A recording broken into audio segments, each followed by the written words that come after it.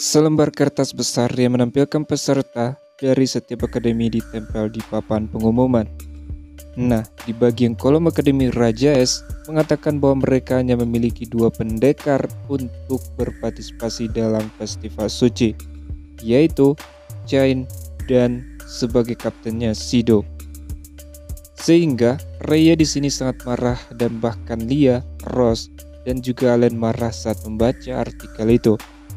Bagi Rhea, ini adalah sebuah ejekan. Mereka menganggap remeh akademinya bahwa mereka dapat menangani akademinya dengan hanya 2 pendekar pedang saja.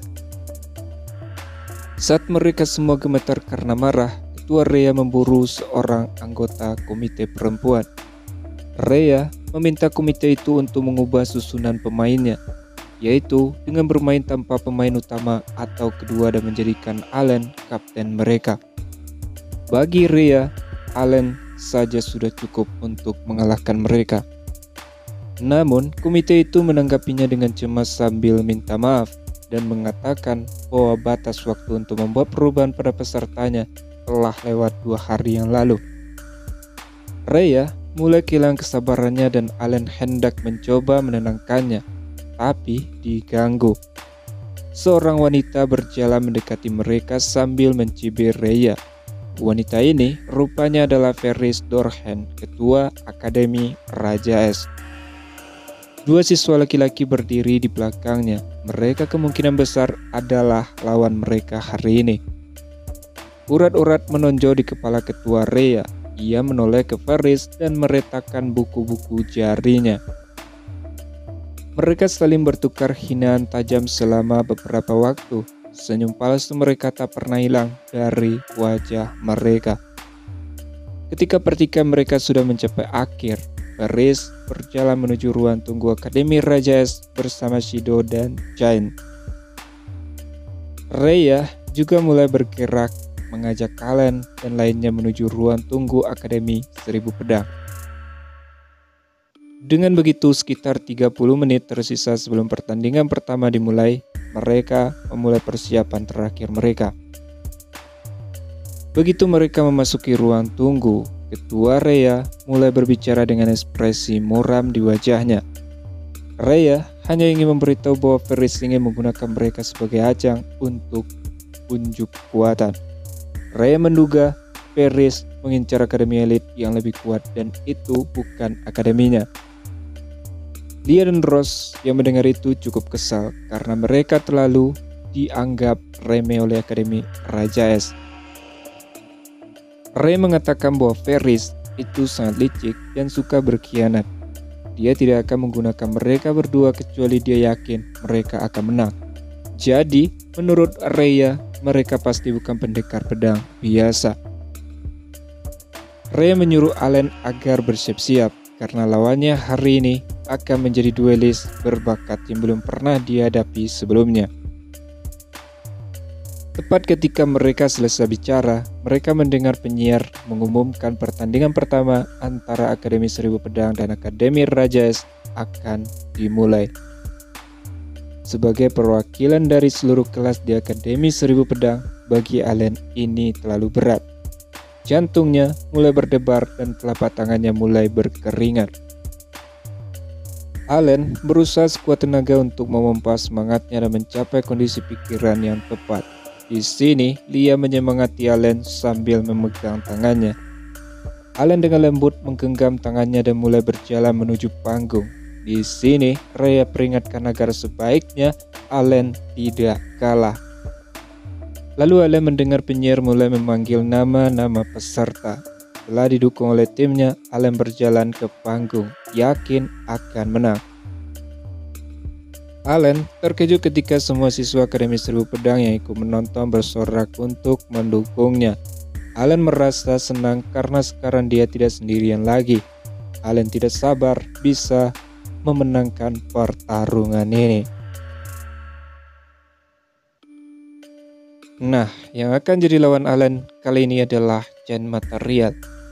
Kemunculannya di atas panggung juga diiringi oleh sorai-sorai dari orang yang mendukungnya. Ketika penyiar mengumumkan dimulainya pertandingan, Allen segera menghunus pedangnya dan memegangnya di depan pusar. Sementara Chen mengepalkan kedua tangannya dan berlutut seolah berdoa. Tiba-tiba, Allen mendapatkan firasat buruk.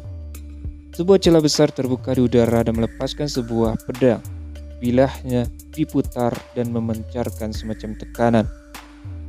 Allen terkejut, ternyata Chen bisa menggunakan pakaian jiwa.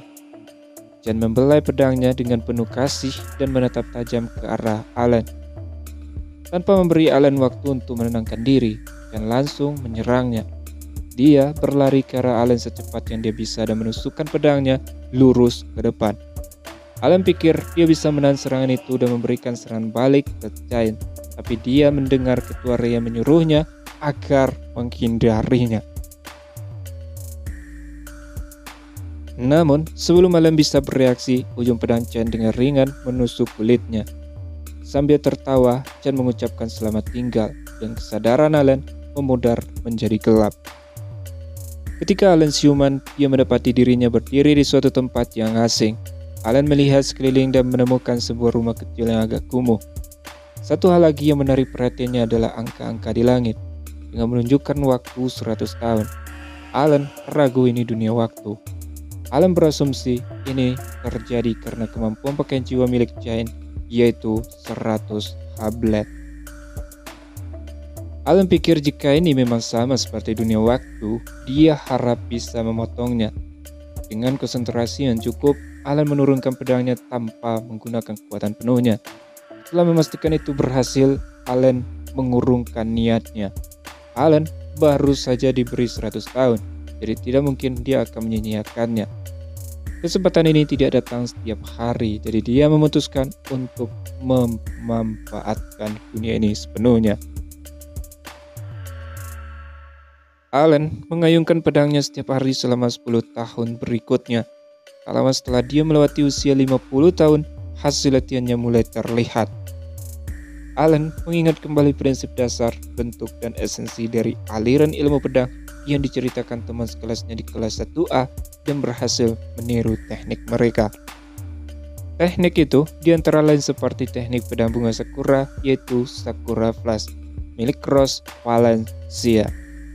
Kemudian teknik besi iris, yaitu penghilang karat, dan gaya langit berawan, yaitu awan Cirrocumulus. Akan tetapi, Allen masih putus asa saat harus memproduksi pakaian jiwa. Dia hanya tidak tahu metode untuk memunculkannya. Dia juga tidak mengerti bagaimana cara berlatih agar mampu menciptakannya. Allen habiskan hari itu juga mengayunkan pedangnya dalam diam, hingga waktunya di dunia itu berakhir dan dunia itu mulai runtuh. Allen merasa putus asa karena dia masih ingin berlatih lebih lama lagi. Allen mencari cara agar dunia itu tidak runtuh. Allen menemukan ide dengan menutup matanya sambil berdoa, lalu perlahan membukanya lagi dan melihat Chen mengeluarkan pakaian jiwanya. Lebih tepatnya, Allen telah kembali ke dunia nyata. Sayangnya, waktu bonus 100 tahun itu tidak berulang. Allen menundukkan bahunya karena kecewa, sementara seluruh penonton di Akademi Raja Es bertepuk tangan dengan meriah. Mereka semua bersemangat seolah-olah Chen sudah menang. Saat Allen mencoba menenangkan diri pikirannya, wasit menghampiri dia dengan ekspresi kasihan. Allen tidak dapat mengerti kenapa, tapi dia menatapnya dengan penuh simpati dan dengan lembut menyarankan agar Allen mundur. Allen belum melakukan apapun. Menarik diri sekarang akan menjadi lelucon. Karena Allen masih tidak mau menyerah, mata wasit terbelalak karena terkejut. Tapi setelah Allen meyakinkannya bahwa dia masih bisa melanjutkan pertandingan ini, wasit itu mengakui dan segera berlari meninggalkan panggung.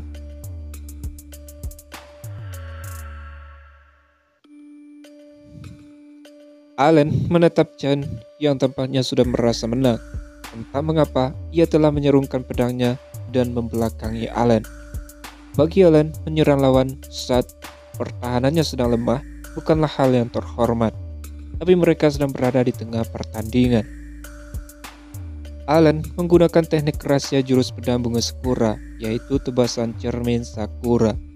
Allen melepaskan 4 tebasan identik dari setiap sisi, masing-masing lebih cepat daripada yang bisa dilihat mata. Ini adalah teknik rahasia yang Ross gunakan padanya di festival pertarungan pedang, tempat mereka pertama kali bertemu. Namun, gerakannya tidak sepenuhnya sama. Allen juga menambahkan sentuhannya sendiri. Allen menggabungkannya dengan serangan buruk gagak berbintang 8. Chen segera menyadari 8 tebasan mendekatinya dari belakang. Dia membuka matanya lebar-lebar karena takjub ketika semua itu tepat mengenainya. Meskipun Chen mencoba untuk bangun, ia hanya bisa menggeliat di tanah. Ia mungkin mengalami geger otak ringan. Chen menunjuk ke arah Allen dengan tangan gemetar dan mata tak fokus. Chen mulai mengoceh dan mempertanyakan bagaimana Allen bisa keluar dari penjara waktu itu selama 100 tahun tanpa merusak pikirannya. Allen mengabaikan ocehannya yang tidak jelas dan mengajukan keluhan. Allen berkata baginya 100 tahun itu masih terlalu singkat. Jika Allen mendapatkan kesempatan lagi untuk pergi ke dunia itu, setidaknya dia harus menambahkan fungsi loop. Allen sampaikan permintaannya dan menepuk kepala Chen dengan pelan. Chen hanya bisa menanggapinya seakan tidak percaya. Wasit kemudian memastikan bahwa Chen pingsan sebelum mengumumkan kemenangan Allen. Bagian kerumunan Akademi Seribu Pedang bersorak kegirangan. Allen mengangkat tangan kanannya tinggi-tinggi menanggapi tepuk tangan semua orang. Setelah mengalahkan Chen, Allen kembali ke ruang tunggu Akademi Seribu Pedang. Allen menerima pujian dari Lia dan Ketua Rhea. Allen berterima kasih atas pujian mereka dan mengutarakan keterkejutannya bahwa Ketua Rhea mampu menyadari jenis pakaian jiwa yang dimiliki Chen. Rhea menjawab bahwa seperti yang Allen lihat, dia adalah wanita yang cukup berpengalaman. Dia hanya butuh melihat sekilas untuk menebak jenis pakaian jiwa milik lawan. Allen merasa terkesan dengan kemampuan Rhea, bahkan orang seperti 18 yang memiliki bakat dalam berpedang tidak berkutik di hadapan Rhea. Allen penasaran sekuat apa Rhea sebenarnya. Ketika dalam lamunannya, Allen disadarkan oleh Ross dengan menarik seragamnya. Ross menanyakan padanya tentang sejak kapan dia mulai meniru teknik pedangnya. Ross di sini agak sedikit geram.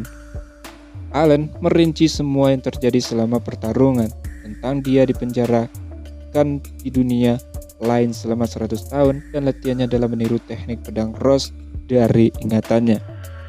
Ross kehilangan kata-kata. Dia menggigit bibir bawahnya karena frustasi.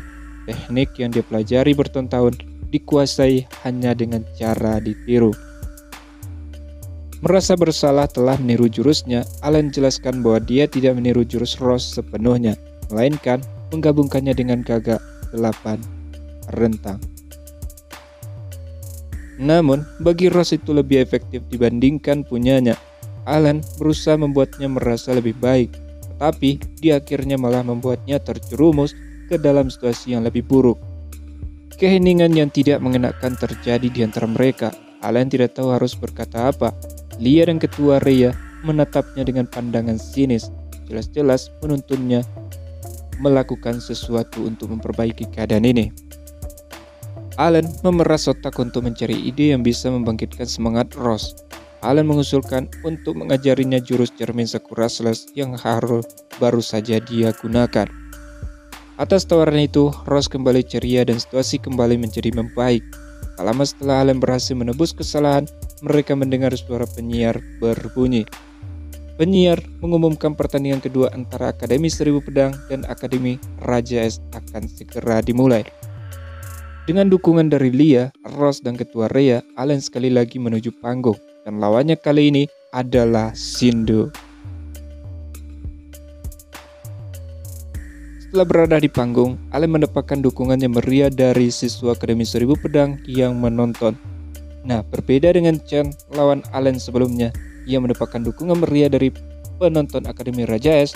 Kemunculan Shindo di panggung tidak mendapatkan respon sama sekali dari mereka. Nah, di sini penyiar mulai memecah kesunyian. Penyiar mengatakan bahwa Akademi Raja Es tidak mencatatkan prestasi pertama, menjadikan Shindo kapten mereka. Itu berarti jika Allen memenangkan pertandingan ini, Akademi 1000 pedang akhirnya akan lepas dari rentetan finish di posisi terakhir selama 1 dekade. Para penonton Akademi 1000 Pedang yang mendengar itu bersorak lebih keras dari sebelumnya. Penyiar juga mengatakan bahwa menurut informasi yang diperoleh, kedua dualis tersebut belajar secara otodidak. Bagi penyiar, ini akan menjadi pertandingan yang seru. Setelah mendengar itu, sebagian orang di kerumunan mulai mengejek mereka. Pada saat itu juga, Sudo tiba-tiba mengulurkan tangannya ke dalam mantelnya, meraih salah satu dari sekian banyak pisau di dalam seragamnya. Dia melemparkannya ke kerumunan tanpa ragu. Pisau itu melesat dengan kecepatan luar biasa ke arah pria yang baru saja mengejek mereka. Tapi untungnya pria itu secara tidak sengaja membungkuk menghindari pisau itu. Seluruh bilah pisau menancap di dinding di belakangnya. Jika pisau itu mengenai kepalanya, dia pasti akan mati. Sudo benar-benar kesal karena aksi kekerasannya yang tiba-tiba itu melesat. Saat kepanikan muncul dari kerumunan, Sudo berbicara dengan tenang. Dia menatap tajam ke arah pria mengejek mereka, sambil bertanya apakah dia menertawakannya. Pria itu dengan penuh ketakutan menggelengkan kepalanya dengan kuat. Sudo berkata bahwa dia sudah mengingat wajahnya, jadi dia peringatkan agar berhati-hati saat pulang nanti. Pria itu berlari ketakutan dari tempat duduknya dan arena pun menjadi sunyi senyap. Penyiar menaikkan suaranya sedikit untuk mencoba menggerakkan suasana dan menghidupkan suasana yang sunyi. Dengan begitu, penyiar memulai pertandingan. Allen mengunus pedangnya dan mengambil posisi tengah seperti biasa segera setelah mereka diberi aba-aba. Sudo di sisi lain mencabut pedangnya dari pinggangnya dengan malas, seolah-olah tindakan itu membuatnya kesal. Bahkan untuk seorang pendekar pedang otodidak, sikapnya aneh. Dia memegang senjatanya lurus ke bawah seperti orang mabuk. Merasa kesal dengan sikapnya yang terlalu anggap remeh, Allen menarik napas dalam-dalam untuk menenangkan diri. Allen kembali teringat pesan Rhea bahwa Varys punya rencana. Jadi dia pasti memilih Sudo sebagai kaptennya karena suatu alasan. Allen pikir bakal berisiko menyerangnya tanpa tahu seperti apa lawannya. Allen menggunakan serangan jarak jauh untuk melihat apa responnya. Allen menggunakan teknik pertama yaitu bayangan terbang. Namun, serangan tebasan yang Allen kirimkan padanya tiba-tiba menghilang. Allen tercengang dengan apa yang barusan terjadi, padahal Sudo tidak bergerak sedikit pun. Allen kembali mencobanya dengan lebih kuat kali ini. Allen benar-benar memperhatikan bagaimana dia bertahan dan melihat Sudo mengayunkan pedangnya yang tergenggam lemas dengan kecepatan kilat untuk menjatuhkan Flying Shadow ke samping. Allen menelan ludah dan Sudo melotot ke arahnya. Sudo berkata dia datang ke sini untuk bertaruh, bukan untuk latihan menembak. Sudo mengancam akan menghancurkan Allen seperti semut. Allen bertahan di posisi tengah, memberikan pertahanan sempurna. Namun, Sudo sudah berada tepat di bawah hidungnya sebelum dia menyadarinya. Allen segera memutar pedangnya secara horizontal untuk menangkis serangannya ke bawah. Percikan api berterbangan saat senjata mereka beradu. Tiba-tiba dia berbalik dan menendang perut Allen dengan keras. Pukulannya membuat Allen terpelanting mundur. Allen terjatuh dan kemudian dengan cepat kembali ke posisi tengah, tetapi Sudo kali ini tidak mengejar. Allen menggunakan waktu ini untuk merenungkan pertukaran serangan terakhir mereka. Pendek kata, Allen berasumsi Sudo tidak melakukan apapun selain mengandalkan kemampuan fisiknya yang terpendam. Dia jelas kurang dalam usaha, pelatihan, dan yang terutama minat sungguh-sungguh pada ilmu pedang. Allen yakin itu memberinya kesempatan untuk menang. Sudo membawa Allen kembali ke masa sekarang dengan mendecak lidahnya keras.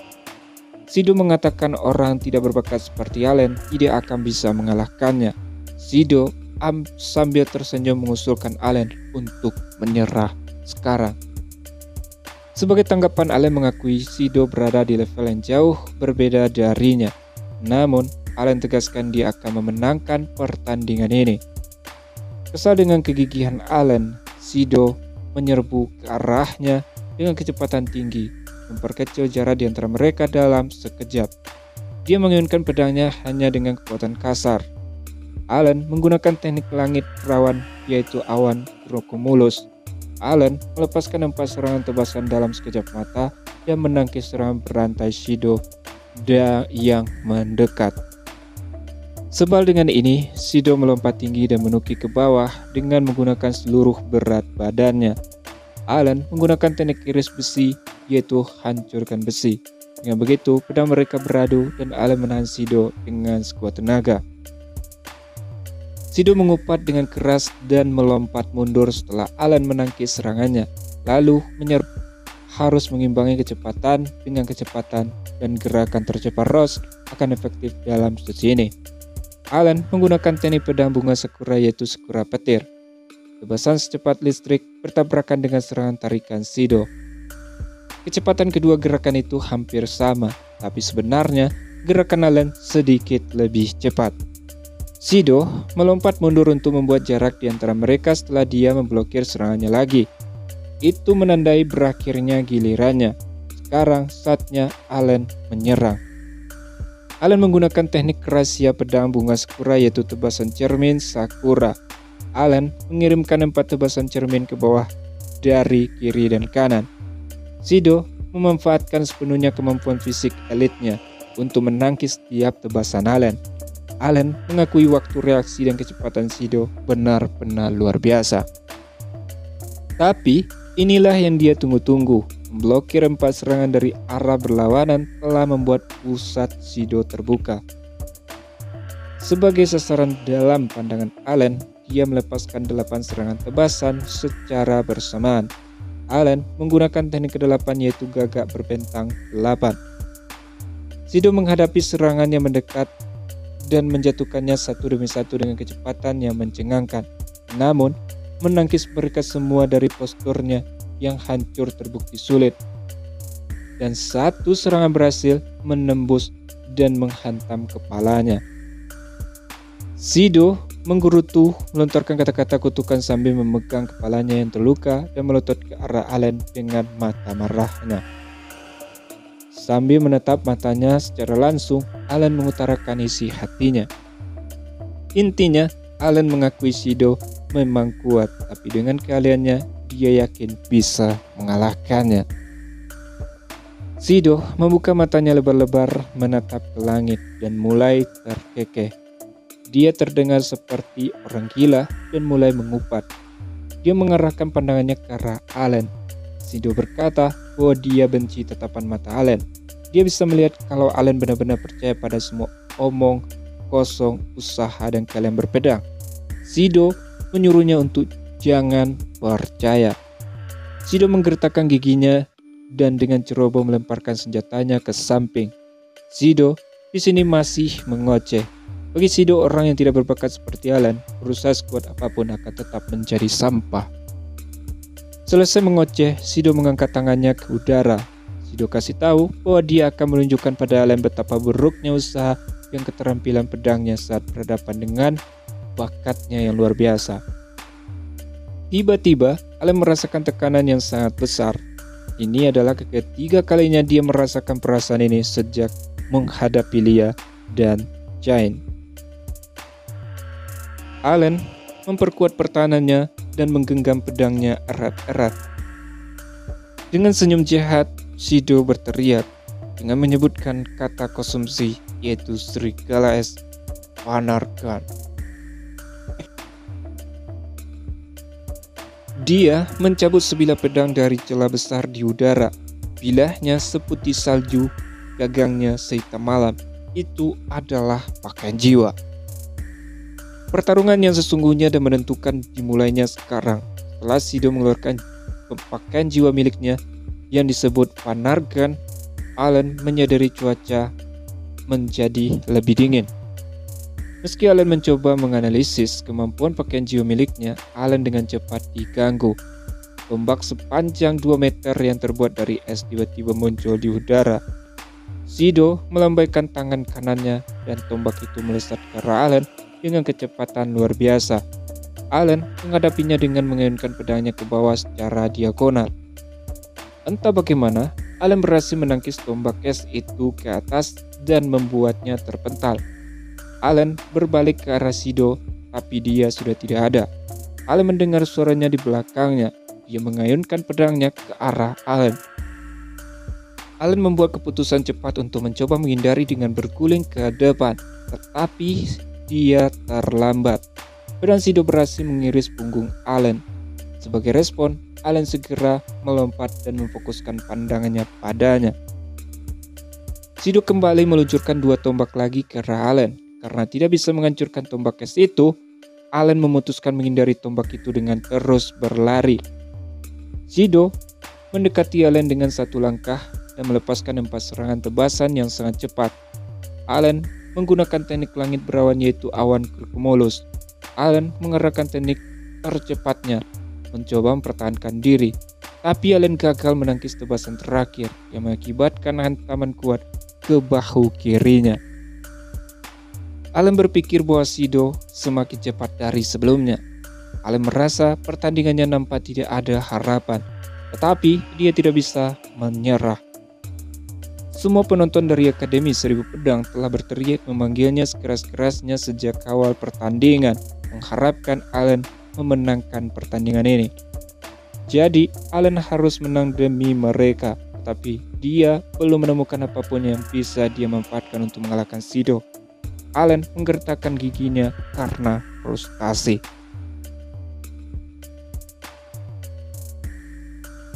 Terlebih, pakaian jiwa milik Sido membuat suhu di sekitar panggung menjadi dingin, sehingga berpengaruh pada tubuh Allen. Semakin lama pertandingan ini berlangsung, semakin rendah suhu tubuhnya dan semakin kecil pula peluang Allen untuk menang.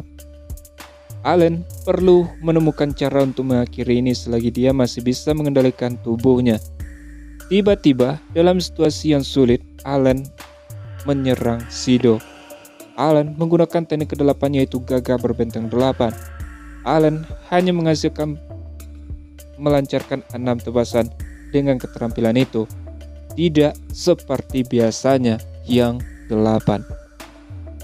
Sido menertawakannya sambil menangkis 6 tebasan itu dengan mudah.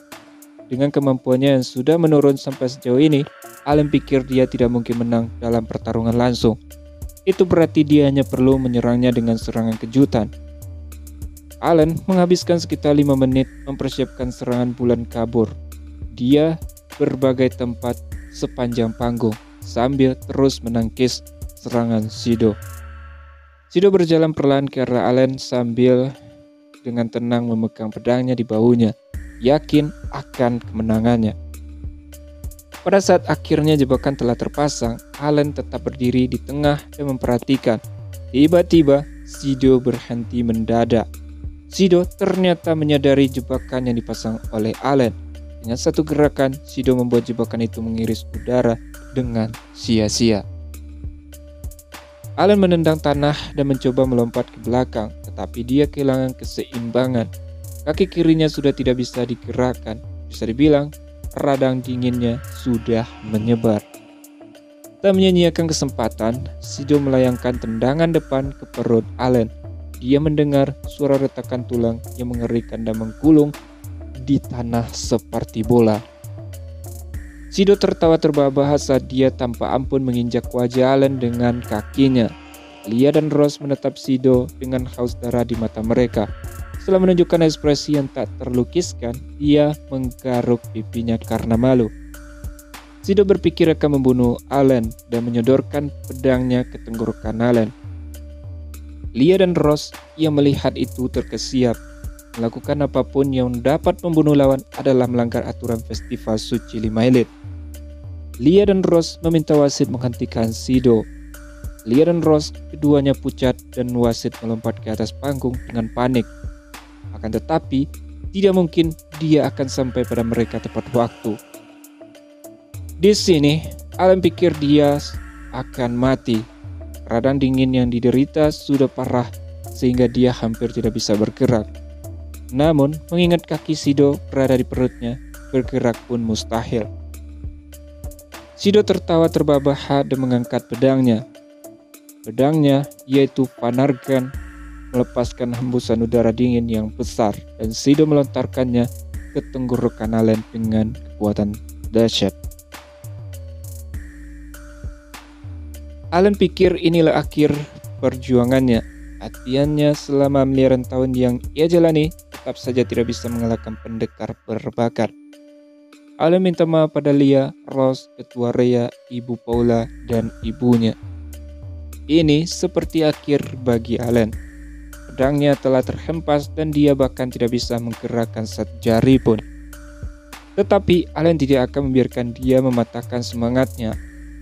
Allen membuka matanya lebar-lebar untuk menatap ke arah dorongan yang datang. Berbeda dengan tubuhnya yang tak bergerak, hatinya bagaikan pusaran emosi yang campur aduk. Allen benar-benar tidak ingin mati. Dia tidak ingin kalah. Dia ingin mengalahkan si jenius ini. Pada saat itu, Allen mendengar sesuatu yang dalam di pikirannya. Sesuatu yang terasa seperti jiwa berbisik kepadanya. Suara itu berkata bahwa dia melihat Allen masih seburuk yang dulu. Kemudian kesadaran Allen memudar menjadi gelap. Namun dorongan panar Sido terus melesat ke arah leher Allen. Lia dan Ross sama-sama pucat dan banyak penonton yang menutup mata. Kemudian sesuatu yang tidak terduga terjadi. Dengan ekspresi marah, Sido melihat Allen telah menangkap dorongannya dengan tangan kanannya. Tiba-tiba Allen mengambil Vanar dan Sido bersamanya, lalu melemparkannya ke samping dengan mudah. Meski bingung dengan perubahan haluan yang tiba-tiba, Sido segera mendapatkan kembali ketenangannya dan mendarat dengan tenang.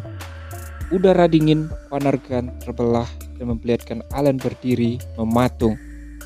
Bukan hanya luka-luka yang menghilang, tetapi penampilannya juga berubah. Allen ini mengamati sekelilingnya dan tersenyum nakal. Dia berkata kalau sudah lama dia tidak berjumpa, bahkan sudah miliaran tahun berlalu, dan berubah keadaan ini. Dia terkekepelan pada dirinya sendiri. Sementara itu, semua orang di tempat itu menatap dengan heran dan terkejut. Rhea sendiri memandang ini dengan tatapan tajam, sambil bergumam bahwa sepertinya dia memutuskan untuk menunjukkan dirinya. Setelah tertawa cukup lama, Allen ini mulai bergumam pada dirinya sendiri. Dia tidak percaya Allen belum menyentuh sedikit pun kekuatan luar biasa yang dia miliki. Allen ini berkata Allen benar-benar tidak ada harapan. Kata-kata itu jelas ditunjukkan kepada dirinya di masa lalu. Saat keributan muncul dari tribun, Sido menanyainya dengan tatapan tajam. Apakah dia seorang inti roh? Allen ini mulai menjawab, tetapi kemudian dia menggelengkan kepalanya tanpa suara. Dia tidak merasa ragu untuk secara terbuka mengumumkan niatnya untuk membunuh Sido. Kesal dengan itu, Sido menembakkan proyektil yang lebih besar dari sebelumnya. Namun, Allen ini menghancurkan tombak itu dengan jentikan tangan kirinya. Sido tidak percaya dengan apa yang dilihatnya. Tidak masuk akalan itu membuat Sido kehilangan kata-kata. Allen ini mulai tertawa dan mengejek Sido. Sebuah bintik merah kecil di sudut penglihatan Allen menarik perhatiannya. Penasaran apa itu, dia menunduk dan melihat punggung tangan kirinya yang baru saja dia gunakan untuk menangkis tombak es berdarah sedikit. Pemandangan itu membuatnya marah. Allen ini berteriak, dia sepertinya marah pada kakek betapa waktu yang telah memberinya tubuh lemah ini. Ia menatap kakek betapa waktu itu di tribun yang ternyata telah menyaksikan festival suci sejak awal pertandingan. Lelaki tua itu memohon pada dirinya sendiri sebelum berubah menjadi transparan dan menghilang. Saat hal ini terjadi, Sido memperhatikan punggung Allen yang tidak terlindungi dan mencibir. Menciptakan letusan udara dingin, Sido mengayunkan pedangnya ke depan dengan kekuatan mendorong yang sangat besar. Namun, versi Allen ini menangkap bilah pedang Sido di antara ibu jari dan jari telunjuknya. Sido menatap monster di depannya dengan tatapan tak percaya. Inilah pertama kalinya dalam 15 tahun hidupnya ia merasa takut. Versi Allen ini menahan tawa dan menggelengkan kepalanya secara berlebihan. Versi Allen ini berkata bahwa ini hanya keberuntungannya untuk muncul ke permukaan dan harus menghadapi orang yang tidak penting sebagai lawan pertamanya. Tapi, setidaknya lawannya akan membantunya beradaptasi dengan tubuh baru ini. Jadi versi Allen ini menyarankan agar tidak mati dengan mudah. Apa yang terjadi selanjutnya bahkan tidak bisa disebut sebagai sebuah perkelahian dalam imajinasi apapun. Versi Allen ini menghajar Sido tanpa ampun dengan cara yang sangat berat sebelah Sido bisa saja menjadi karung pasir. Sido terhuyung mundur, terengah-engah, dan tubuhnya penuh memar dan luka. Dia telah menggunakan refleks supernya untuk mencegah pukulan ke titik vitalnya. Sambil meludahkan ludah bercampur darah, dia terus berlari sehingga Allen tidak akan mampu memukulnya. Meskipun saat ini ia tahu bahwa ia bukan tandingan Allen, harapan masih bersinar di matanya. Sido berpegang teguh pada kemungkinan kecil bahwa pertarungan yang melelahkan dapat memberinya kesempatan untuk menang, menunggu hal yang mengendalikan tubuh Allen kelelahan. Namun, kesempatan untuk melakukannya tidak pernah datang. Naluri alami Sido berteriak agar dia lari, tetapi harga dirinya terlalu tinggi untuk membiarkannya melarikan diri.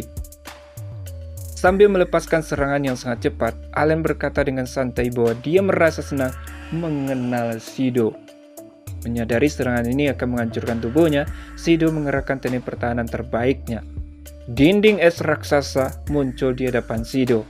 Dinding itu terbuat dari 100 juta lapisan es tipis yang saling menempel, menciptakan pertahanan yang tidak dapat ditembus. Namun, hal itu tidak menghentikan serangan Allen. Bilah hitam legam itu mengiris lapisan dinding es seolah-olah terbuat dari kertas. Dalam upaya terakhir yang putus asa, Sido mendirikan pertahanan lain barikade dengan 100 juta lapisan es. Meskipun usaha itu sangat menguras staminanya, jika dia tidak menghentikan serangan ini, dia akan mati. Dia yakin akan hal itu. Serangan versi Allen ini menembus 100 juta lapisan pertama dan kemudian puluhan juta lapisan dinding berikutnya sebelum akhirnya berhenti. Sido menghela napas lega karena temboknya masih kuat. Dia mendengar suara datar, sesaat kemudian ribuan lapisan es yang tersisa mulai pecah. Versi Allen ini secara bertahap menyalurkan lebih banyak kekuatan ke dalam serangannya. Dia memberikan hitungan mundur 3 detik. Wasit menyadari arti hitungan mundur dan melompat ke atas panggung. Ia mencoba untuk menunda pertandingan, tetapi versi Allen ini sudah terlalu jauh.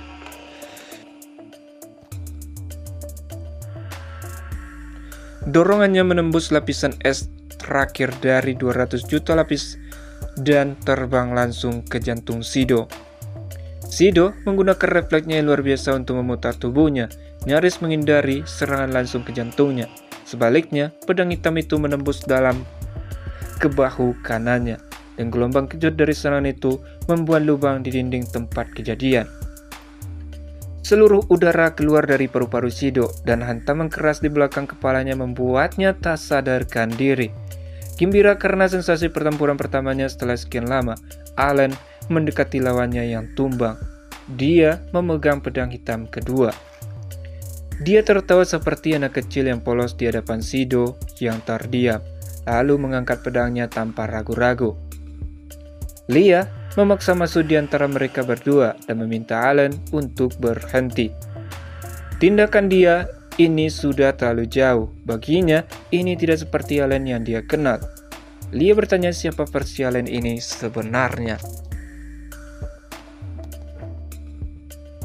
Tatapan dingin Allen menusuk hatinya, tetapi Lia tidak goyah sama sekali. Lia mencoba mengingatkan Allen bahwa dia adalah budaknya. Tapi versi Allen ini sama sekali tidak mengenal Lia, bahkan mengancam akan membunuh Lia jika menghalanginya. Allen mengerahkan pedang hitamnya ke arah Lia dengan tatapan dingin dan tanpa emosi. Lia bertanya apakah Allen benar-benar bermaksud begitu. Suara Lia yang serap bergema di seluruh tempat. Satu-satunya tempat yang tidak dapat dijangkaunya adalah hati Allen.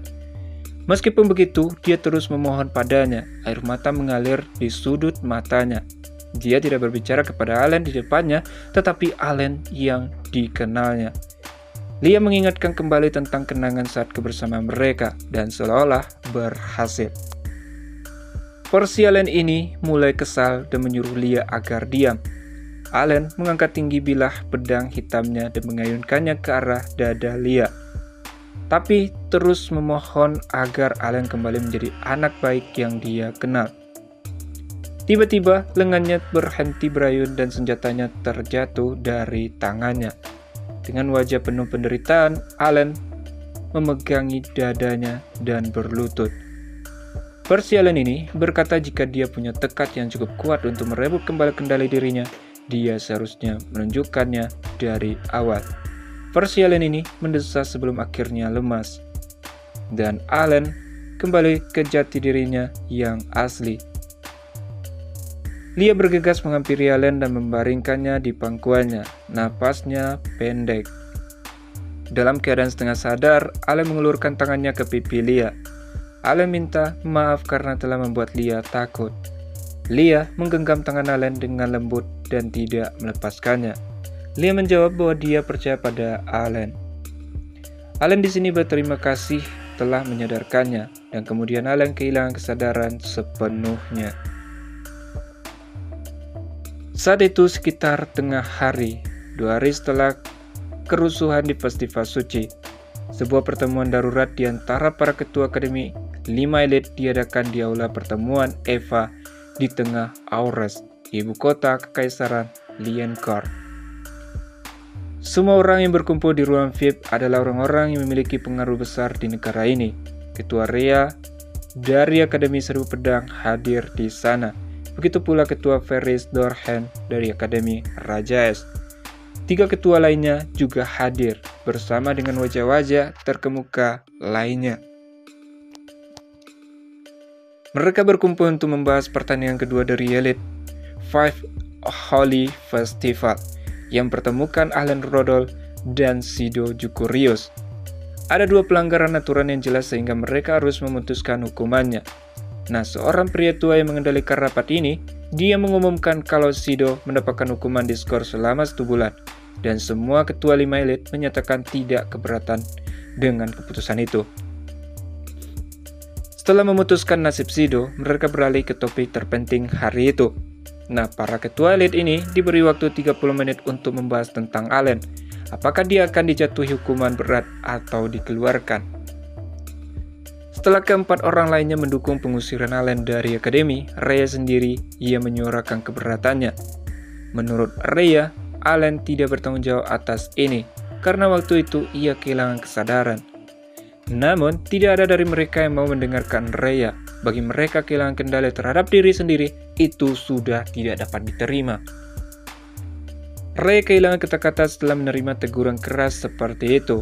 Rhea menggigit bibir bawahnya dan mencoba merumuskan ide cemerlang yang akan membalikkan keadaan perdebatan.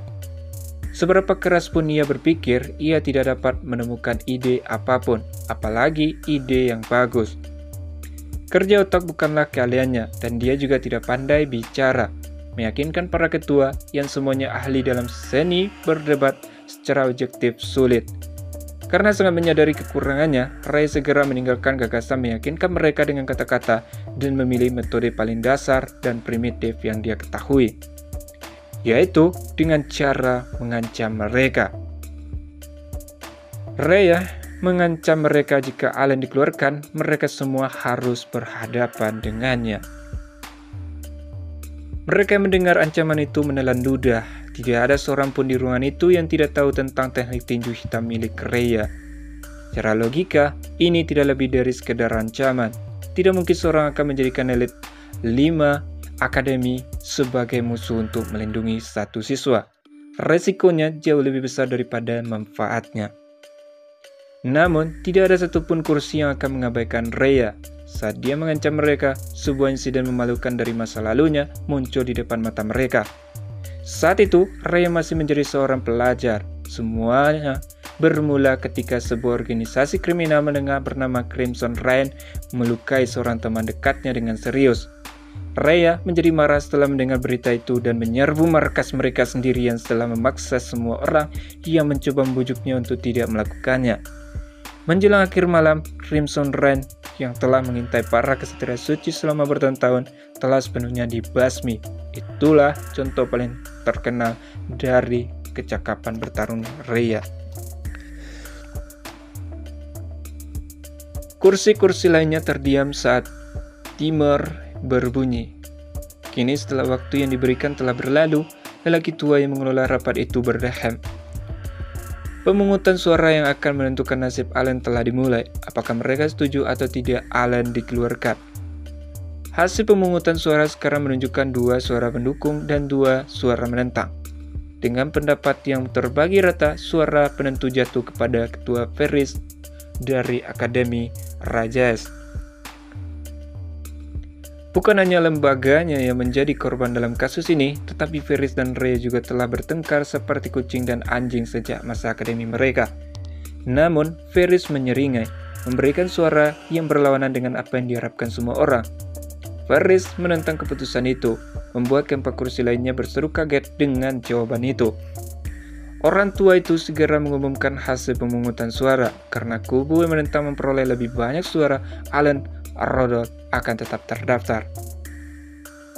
Para ketua yang ingin menggulingkan mereka memukul meja dengan marah. Mereka tidak terima pengkhianatan ini. Sebelum merapat, mereka telah mendekati 2 ketua lainnya untuk mengamankan suara mereka agar Allen dipecat. Mereka bahkan telah mempermanis kesepakatan itu dengan suap besar-besaran. Salah satu ketua wanita tua meminta maaf karena telah menyerah terhadap ancaman Rhea. Ia tersungkur di meja dengan air mata di matanya. Di sisi lain, Ferris tidak menunjukkan tanda-tanda bersalah saat dia berbicara dengan tenang sebagai balasannya. Ferris jelaskan bahwa meski dia mendengar apa yang mereka katakan, tapi dia tidak ingat pernah menyetujui apapun. Dia ketua. Ferris mengutarakan alasannya kenapa dia tidak jadi mengeluarkan Allen. Itu karena dia telah mendatangi muridnya Shido pagi ini. Ferris berkata pada Shido bahwa dia akan mengeluarkan Allen, tapi Shido memohon padanya agar Ferris tidak mengeluarkan Allen. Shido ingin membalas Allen di pertarungan selanjutnya. Bahkan anak muridnya yang sombong itu menundukkan kepalanya padanya. Jadi, karena itulah hati Ferris tersentuh dan memutuskan untuk mengabulkan permintaannya. Shido adalah seorang yatim piatu yang lahir di daerah kumuh. Suatu kebetulan membuat Ferris mengadopsinya saat dia berusia 5 tahun. Dia akhirnya tumbuh menjadi pembuat orang karena pendekatan Ferris yang tidak ikut campur dalam pengasuh anak. Tetapi, Ferris mencintainya seolah-olah dia adalah anak kandungnya. Dan Shido pun merasa sangat berterima kasih kepadanya. Dia dengan penuh kasih memanggilnya Madam. Kedua lelaki tua itu berjuang keras untuk mengeluarkan Allen karena mereka takut akan kekuatan yang ditunjukkan dalam rekaman video. Mereka tidak menginginkan apapun selain memecat Allen demi melindungi keamanan kerja mereka sendiri. Intinya, mereka takut kedudukan mereka sebagai ketua 5 elit tersingkirkan. Mereka takut jika kekuatan Allen sekuat itu, maka pengaruh mereka di pertarungan festival suci akan redup. Jadi bangkitnya Akademi Seribu Pedang dapat menyebabkan jatuhnya institusi mereka sendiri. Saat kedua ketua lelaki tua itu gemetar karena marah, Rhea menghela nafas lega. Sekarang, setelah keputusan telah dicapai terkait kemungkinan pengusiran Allen, pria tua yang mengelola rapat itu melanjutkan segala sesuatunya. Dia memberikan mereka kesempatan untuk menentukan hukuman Allen selain dikeluarkan. Rhea berjuang selama diskusi untuk meringankan konsekuensi Allen. Sebaliknya, kedua ketua yang lebih tua mendorong keputusan yang lebih keras. Ketua yang pemalu itu bimbang antara pendirian dan mencoba untuk tetap netral. Ferris menghibur dirinya sendiri dengan melakukan yang terbaik untuk menimbulkan kekacauan. Perdebatan antara kelima ketua itu sehebat mungkin. Jin pun berpindah ke tempat Allen, yang saat ini berada di rumah sakit. Ketika dia sadar, Allen melihat dia dan Ross tertidur di kursi. Melihat mereka berdua, Allen sedikit merasa lega. Allen bangun dengan perlahan agar tidak membangunkan mereka. Allen mulai memikirkan apa yang sebenarnya terjadi. Dia hanya bisa mengingat sampai Sido mengerahkan pedang ke lehernya. Dan seterusnya dia tidak lagi mengingat apa yang terjadi. Ketika Lia terbangun, dia segera memeluk Allen, sampai tidak sadar bahwa dadanya menyentuh wajah Allen. Ketika Allen kasih tahu, Lia segera mundur ke belakang dan mengatakan Allen benar-benar mesum. Nah, pada saat itu juga, Rose juga terbangun dengan rambut yang acak-acakan. Beberapa saat kemudian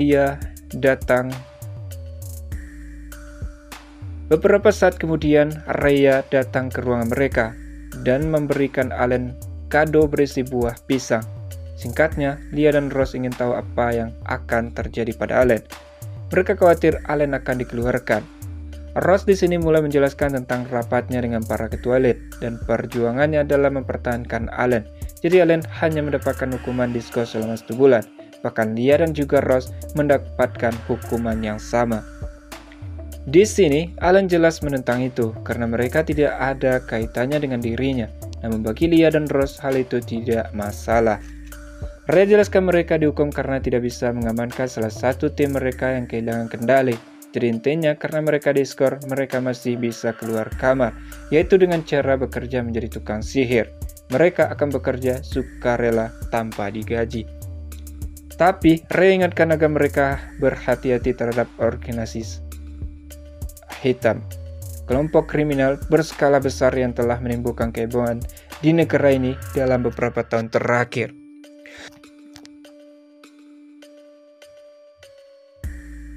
Meski para kesatria suci mempertaruhkan harga diri mereka untuk mencoba membasmi mereka, tetapi kemajuan mereka sangat menyedihkan. Mereka bahkan tidak menemukan sedikit pun informasi tentang pemimpin organisasi, markas, atau tujuannya. Nah, di sisi lain, di sebelah timur ibu kota Kekaisaran Liengar di Aures, terdapat distrik besar bernama Drestia, disebut sebagai kota pedagang.